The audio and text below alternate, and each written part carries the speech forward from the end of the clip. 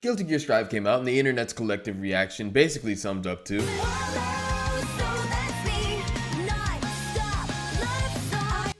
and you know what? Good for us, because if I paid $60 for an album, it better slap so hard, Potemkin's Heavenly Buster would wish it did that much damage. But in all seriousness, Guilty Gear as a series has been known for having a killer soundtrack attached to every iteration. So how does the brand new installment of Daisuke-san's existentialism-inducing magnum opus hold up? Well, it's a little complicated. Arc System Works, the publisher and developer behind the Guilty Gear game's main goal for this newest installment was to make it more beginner-friendly.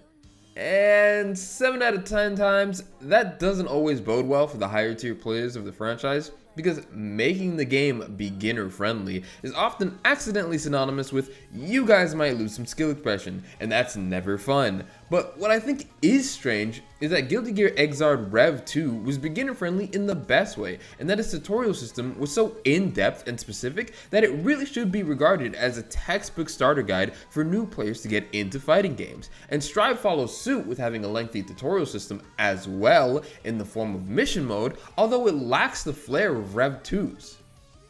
Or maybe I'm just a Jacko simp, but I mean, come on, all the Valentines are waifu bait, you can't blame me. I just find it disappointing that the development team put all their hands into this one basket, along with reworking the groundwork Xrd had already set in the gameplay. Aside from Danger Time, you can keep that. When it had already seemed like they were heading in a good direction, and with the addition of rollback netcode in the game's online, playing friends and foes alike feels nearly identical to couch co-op when the connection is good, and making up for it greatly in those not so steady days when your ISP decides you've had enough online for the day. These decisions do, however, seem to have come at the cost of the game having a very lackluster variety in single player options. Survival mode makes a return, but it's been stripped of all the RPG aspects that made it fun in the first place. So if anything, it's just an endless arcade mode.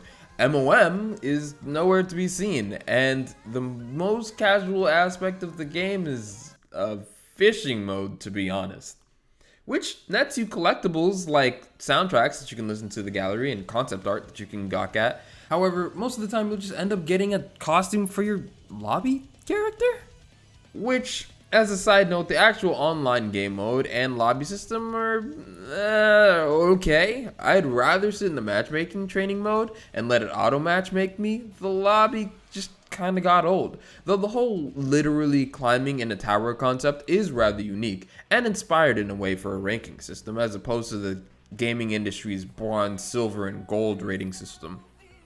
I'd say it even feels like it incentivizes you to play opponents of a higher caliber than you, in the sense that if you want to go get your ass kicked, it won't stop you. It'll warn you about going to floors higher than the one you recommended, but otherwise, you got the go ahead to learn the hard way as masochistically as you want.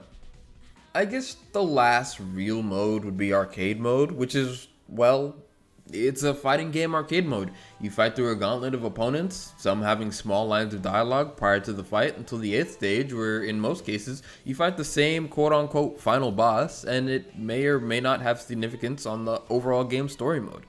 Speaking of the story mode, I won't spoil it, but as of the moment, as someone who is actually invested in the overarching story of the individual characters and very compelled in the story Daisuke-san had been trying to tell over the years, I'm criminally underwhelmed.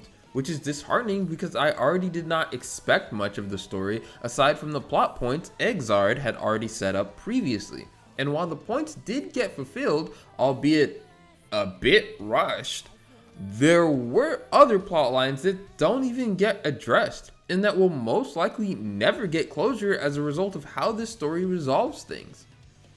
Now, that's not to say I didn't enjoy the story mode. It is very enjoyable and fun to watch with really nice dialogue. But what I expected was Naruto versus Sasuke at the end of the Great Ninja War, and what I got was Olympus Has Fallen set in the year 3000 with wizards who let their hands do the talking. It's still cool, not gonna lie, but I'm also disappointed that, like, characters that appear in the game as playable characters don't even show up in the actual story mode, which is like kind of a disconnect. Still a good watch, but don't binge it like I did. Watch half of it chapter by chapter, then finish the other half if you're still invested. It's over 4.5 hours, for Christ's sake. But hey, that's Dice Gets On in his writing team for you. A whole lot of philosophy, but not enough Neon Genesis Evangelion mechs. Oh, and if you're new to the Guilty Gear series, don't expect the story mode to be like an actual fighting game story mode. For some reason, fighting games have taken this route where their story modes are either graphic visual novels like in the BlazBlue series, or just complete cinematic cutscenes all the way through. So take that as you may. Now, I know I didn't speak much of the literal gameplay of the game, you know, the reason you even buy the thing in the first place, aside that oh so killer OST. Seriously, please give it a listen if you have the time. You're bound to at least like 60% of the character themes. I'm personally a fan of Million Zato's themes, fitting in it. But honestly, it really does feel like Guilty Gear in the best way. A lot of people were complaining in beta that the game felt really slow, but I mean, that would only be evident if you were coming straight off of Exard. I mean, they really ramped up the damage in this game to make it kind of more like Accent Core. It could be Baby's first fighting game, and suddenly little Timmy's Gatling comboing you into the next stage transition, and the first round's over in like 9 seconds. It's super responsive, and the actual gameplay footage has a beautiful aesthetic to it that Guilty Gear's been strutting ever since they made the switch to 3D. And there's characters in it for everyone to at least be able to pick up with no knowledge of Guilty Gear or fighting games in general and have at least a little bit of a fighting chance.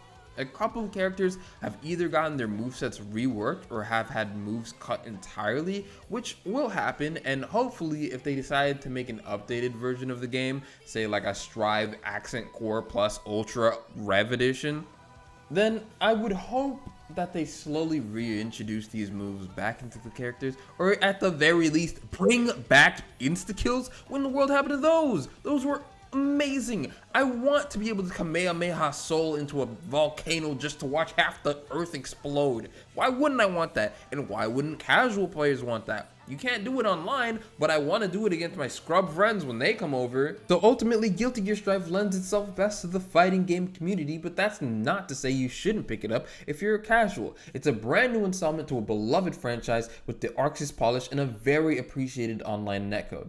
And I hope their endeavors in trying to bring in a new crowd rewards them well. The FGC deserves to be a growing and thriving part of the gaming community, and it is kind to see an attempt to have everyone have a good time, especially if it is at little to no cost to the veterans fund. Here's to wishing Guilty Gear Strive a long and prosperous lifetime. It set the framework, so now let's just see how Arc System builds upon it. My recommendation? Buy it. It's a fun time for the fighting game veterans and an even better entry title for those looking to learn the ropes of fighting games in general. The $60 price tag is a bit steep for the lack of overall content, but I promise, as far as games go that focus on the actual aspect of its gameplay, this one does a lot of things right. Long live Guilty Gear and long live Arc System Works. I can't wait to see what they have in store for us. Know the smell of the game.